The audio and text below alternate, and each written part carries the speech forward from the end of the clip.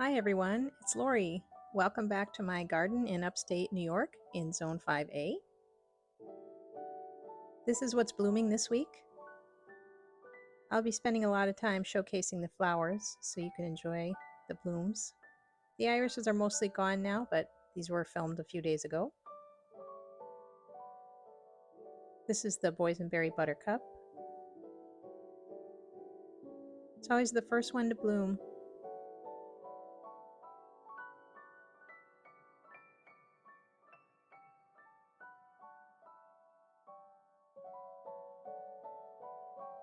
This is the sunniest bed in the front of the house.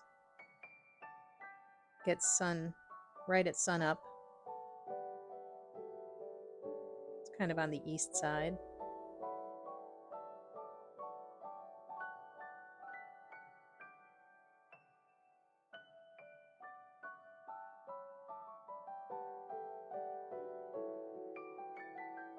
And here's my Clematis in bloom.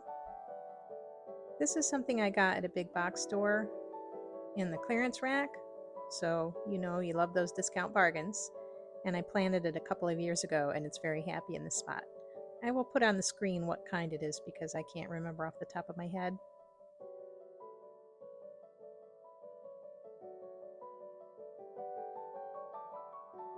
There's some mullein back there. I'll need to get a close-up of that one. And more irises, lots and lots of irises. This yellow and white one is called Tour de France. My husband and I love to cycle, and we watch the tour every year. And of course, I had to get this one because it looks like the yellow jersey. And I got the rhizomes from this. It took a couple of years to bloom, but it was worth it. There's the batik iris to the right. And this little one right here is brindled beauty. It's very short. It's not normally that short, but this was a tiny little rhizome that I brought up here to see how it would do. And this right here is my very, very favorite allium. It's the Star of Persia. It's a really large bloom, and it looks like a sparkler or fireworks, especially once it's dried too. These are big flowers. They've got to be at least the size of a grapefruit, if not bigger. And this one isn't even fully open yet. They're very light and airy.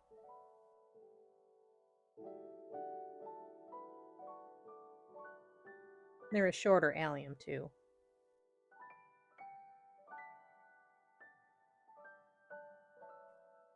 More irises, the batik and the immortal. The supposedly reblooming white iris, which has never rebloomed for me, so I guess it's not immortal. And my little miscellaneous iris. If anybody knows what this is, leave it in the comments because I don't, but it's a great iris. It's a workhorse. It just blooms in sun and shady areas, and it's not too tall. It's just a really nice flower.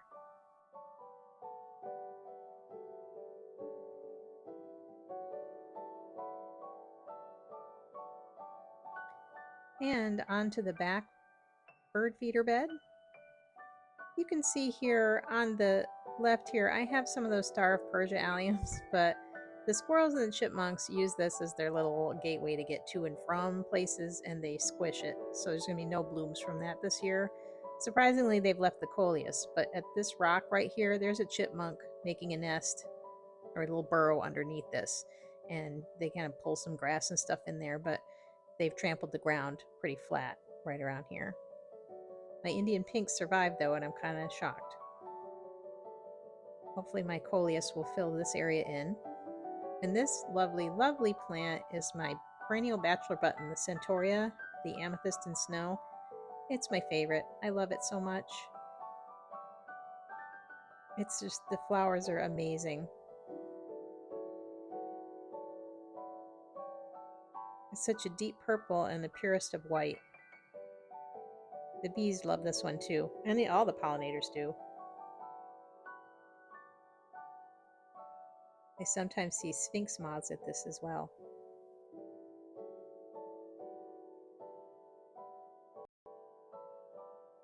The next new blooming plant is Amsonia. This is Blue Star. This is a native plant. I put in 2 of these last fall. This is in a partial sunbed, and they didn't bloom last year because they were new, and this year they have put out quite a few blooms. That's just one plant right there, and there's the other one.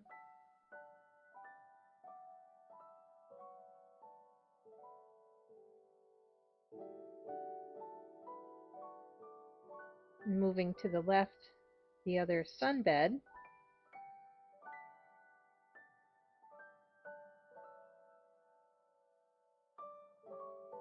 This has most of the native plants in it, the coneflowers, the globe thistles.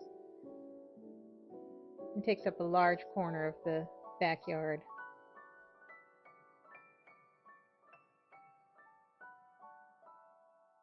Here's the other end of it looking in. There's a little pathway that goes through there, which needs weeding. There's always something to do.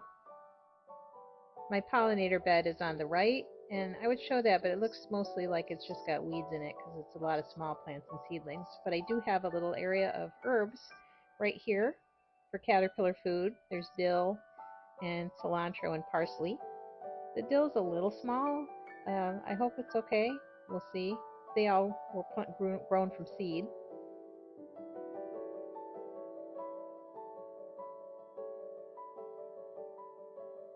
And on the left, there's some more herbs. I have cilantro and dill over here, and some cosmos in front of that Baptisia. Plus, I have the milkweed, the Asclepias, and the swamp milkweed. And before I get in here to show you this Baptisia, I do want to show you this one iris I have over here. I don't know the name of this one. This one I had ordered the Tour de France, and after waiting for it to bloom, this is what came up instead of the yellow and the white. So they obviously had sent me the wrong flower, but I kept it anyway because I liked it and just got a new one.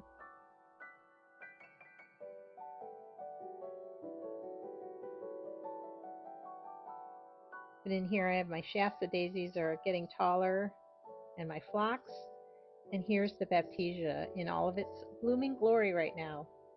These don't bloom very long, but they're so fabulous when they're in full bloom. They're well loved by all the pollinators and me.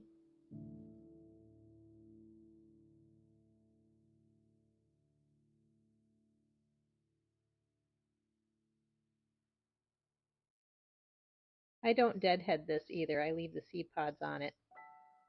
They look really interesting when they're dried.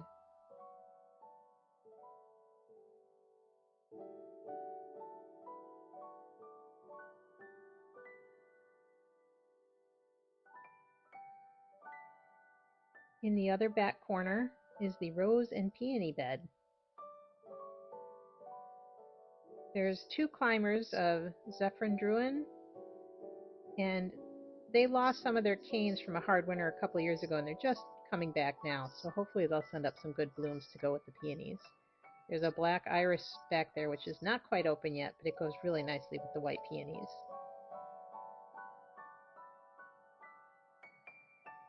And next to those peonies are more bachelor buttons. I have another amethyst in snow, and this blue one, which is, I believe, called mountain blue. Not totally sure. I love both of them, although secretly it's the amethyst in snow is my favorite. This is just 2 plants. They're nice and bushy plants. They can flop over a little further in the season, and I do deadhead them and get new growth out of the bottom.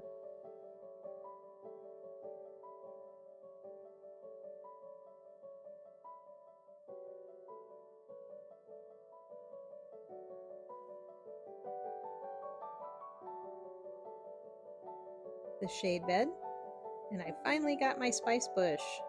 It's really hard to hunt down native plants sometimes, and the spice bush was no exception on this. I finally found one at a native plant nursery, and she had only young ones. It's about 2 years old, so I'll take it because I really wanted this plant. And I have to weed out some violets. They are going crazy in here. I did water this morning before I took this video. And I'll show you my lady's mantle, freshly watered, up close.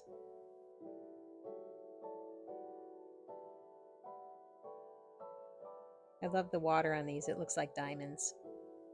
I wish it was diamonds. And I could pay for all of the plants I put in.